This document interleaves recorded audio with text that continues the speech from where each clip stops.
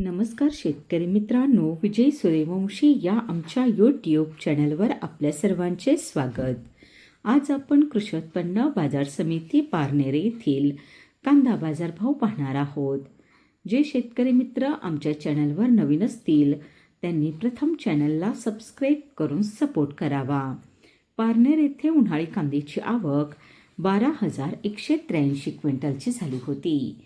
उन्हाळी कांद्याला भाव मिळाला आहे. किमान दर 500 रुपये, कमाल दर 3,000 रुपये, सर्वसाधारण दर 2,300 रुपये असे होते पारनेर येथील प्रति क्विंटलमधील कांदा बाजारभाव.